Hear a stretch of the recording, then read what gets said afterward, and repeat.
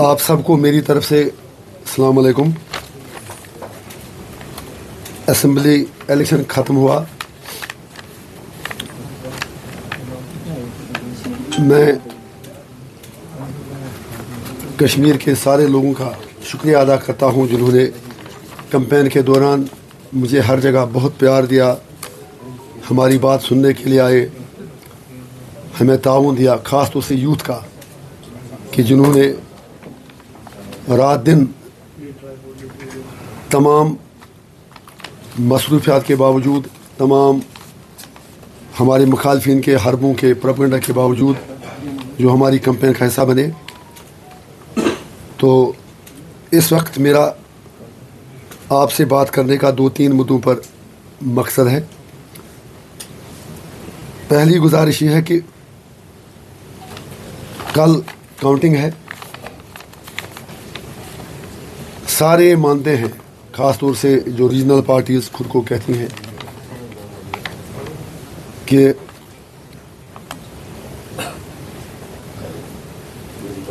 جو بھی سرکار بنے گی یونین ٹیریٹری کی سرکار ہوگی، اور اس میں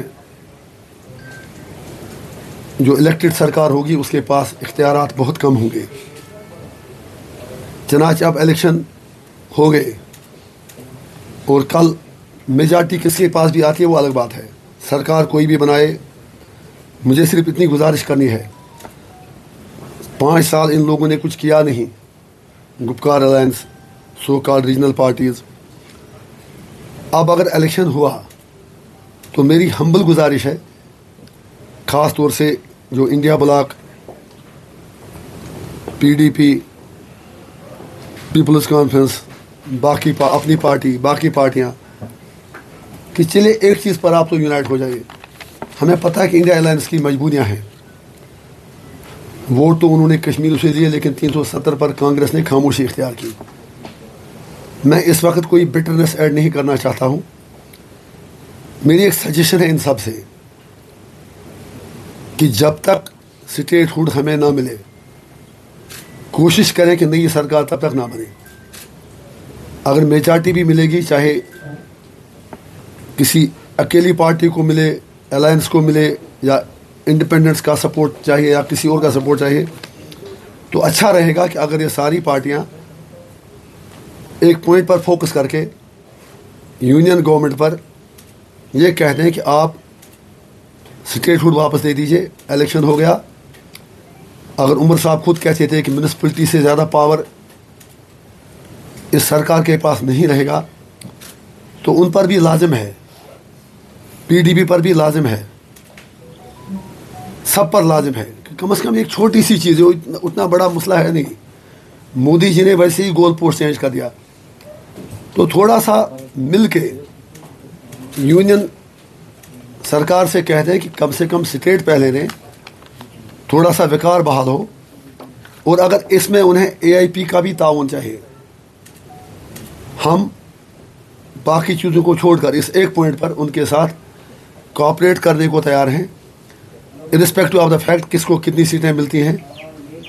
لیکن ایک ووٹر کا یہی خواہش ہے کہ یہاں کی سیاسی پارٹیاں بیان بازیوں سے آگے نکل کر پریکٹیکلی کچھ ایسا کریں جس سے لوگوں کا سیلف کانفیڈنس ریسٹور ہو، لوگوں کے رائٹس ریسٹور ہوں، اور اگر اسٹیٹ ہوڈ کی ڈیمانڈ یونائٹڈلی جموں اور کشمیر کے لوگ، پولیٹیکل پارٹیاں، الیکٹڈ ریپرزنٹیٹیوز یونین گورنمنٹ تک پہنچا دیں اور یہ کہہ دیں کہ یا تو آپ ہمیں اسٹیٹ ہوڈ دیجیے یا پھر تب تک ہم تھوڑا دور رہیں گے سرکار سے، سرکار بنانے کی کوشش سے، تو بہت اچھا رہے گا۔ دوسری میری گزارش یہ تھی کہ میں ابھی 2 دن دلی سے ہو کے آیا، پہلی بار 5.5 سال بعد جموں کشمیر ہاؤس جانے کا موقع ملا۔ لداخ کے لوگ ہمارے بھائی ہیں، میں حیران ہوا یہ دیکھ کر کہ جو مین جموں کشمیر ہاؤس ہے وہ سارا لداخ کے یو ٹی کو دیا گیا ہے، وہ سارا لداخ کی یو ٹی کو دیا گیا ہے۔ افسوس یہ ہے کہ اگر جموں کشمیر لگ بھگ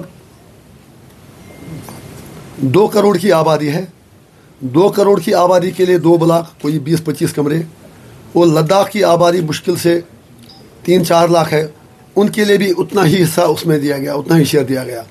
ये ज़्यादती क्यों? मैं पूछना चाहता हूँ कि 5 अगस्त 2019 के बाद my humble appeal to government of India and the local government would be that what was the criteria adopted to divide the properties between Ladakh and Jammu and Kashmir. I have love, respect and sympathy for the Ladakhi people. लेकिन दुख ये है कि वहाँ तो बैठना ही है, वहाँ बच्चे जाएंगे, लोग जाएंगे, पेशेंट जाएंगे, बाकी लोग जाएंगे, तो आपने 4 लाख लोगों के लिए भी उतनी अकोमोडेशन वहाँ प्रोवाइड कर दी और 2 करोड़ लोगों को भी उतनी ही जगह दे दी. What was the criteria?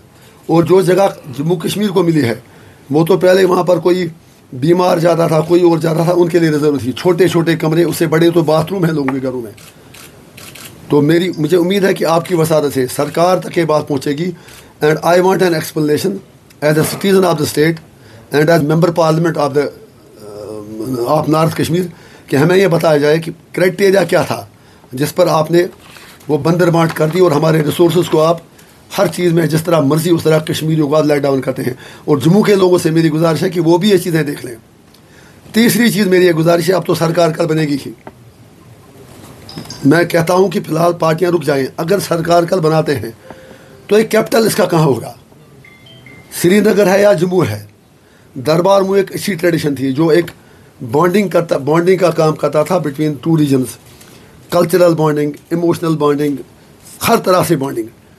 सिर्फ ये कहना कि उससे कितने कुछ करोड़ पैसे हमें खर्च होते थे, I don't think that carries a logic. Secretariat में जाके जो मुझे पता चला, लोगों का काम सफ़र होता है, पैसा बचाने के बजाय कन्फ्यूजन है, ऑफिसरों में भी कन्फ्यूजन है, लोगों में भी कन्फ्यूजन है. तो मेरी ये गुजारिश है कि नई सरकार बनाने से पहले एक बड़ा दिल दिखाकर हर चीज़ को अन्ना का मसला न बनाकर दरबार मुखी रिवायत को फिर से बहाल किया जाए ताकि जम्मू और कश्मीर के लोग एक दूसरे से मिलजुल सकें और एक जो उनका एक कल्चरल बॉन्डिंग है वो मजबूत हो जाए. उसके अलावा आप सबको मालूम है कि अभी कुछ दिन पहले यति नरसिम्हन आनंद नामी एक तथाकथित पुजारी ने एक बार फिर प्रॉफिट हज़रत मोहम्मद मुस्तफ़ा सल्लल्लाहु अलैहि वसल्लम के बारे में गुस्ताखी की. हमें उससे कोई फ़र्क पड़ने वाला नहीं क्योंकि वो हमारे दिलों में रहते हैं. किसी भी मुसलमान को दिल बर्दाश्त होने की ज़रूरत नहीं, लेकिन उनके नाम पर मुसलमान अपना सब कुछ कुर्बान कर सकता है. लेकिन मेरा आज मोदी जी से इतना सवाल है, अगर आपने मुझको यूएपी में बंद कर दिया, कश्मीरी बच्चों को सोशल मीडिया पोस्ट करने पर तिहाड़ जेल भेजा गया, तो इस गुस्ताख रसूल की सज़ा क्या है? जो योगी आदित्यनाथ डोजर लेके हर जगह पहुंच जाते हैं, आखिर क्या ये आदमी यूएपीए तो इन लोगों के लिए बना था? हम पूछना चाहेंगे पूरे हिंदुस्तान के, मैं नहीं कहता हूँ सिर्फ मुसलमान ही, जो सेक्युलर हमारी मेजॉरिटी कम्युनिटी के लोग हैं, they also want to know why this man and few others like him have not been booked under UAPA. उनके लिए आपने क्या सज़ा तजवीज़ रखी है? और we all condemn it. During election campaign 2 चीज़ें मैं तवज्जो आपकी चाहूँगा. इलेक्शन कमीशन से मेरा सवाल है, मैंने इसी कमरे में बताया भी था जब मैं आया था, हमारी पार्टी का रजिस्ट्रेशन अभी तक नहीं दिया गया. What is the reason? हमने एमपी का इलेक्शन 19 में लड़ा एआईपी के नाम पर, 24 का हम जीत गए एआईपी के नाम पर, पंचायत इलेक्शन हमने एआईपी के नाम पर लड़े, और आज असेंबली के इलेक्शन भी हमने एआईपी के नाम पर लड़े. और हमारे साथ इतनी ज़्यादती क्यों? मैं इलेक्शन कमीशन ऑफ इंडिया से रिक्वेस्ट करना चाहता हूँ, for God sake let the nation no, let the people of J&K know why didn't you give registration to Awami Ittehad party. आपने इस पीरियड में डेमोक्रेटिक आज़ाद पार्टी को रजिस्ट्रेशन दे दी, अल्ताफ़ साहब की अपनी पार्टी को रजिस्ट्रेशन दे दी, बाकी पार्टियों को रजिस्ट्रेशन दे दी जिनका एड्रेस ही नहीं है. लेकिन एआईपी को, जिसने पार्लियामेंट इलेक्शन में इतनी अच्छी कारकर्दगी दिखाई, हमें आपने नचाया श्रीनगर से दिल्ली, दिल्ली से यहाँ. आखिर हमसे इतनी देर क्यों? खुल के कहना चाहिए कि वो हमसे चाहता क्या है. उससे भी बड़ी बात यह है कि जब हमने फिर एंड पे कहा हमें कॉमन सिंबल दे दो, तो नहीं दिया गया.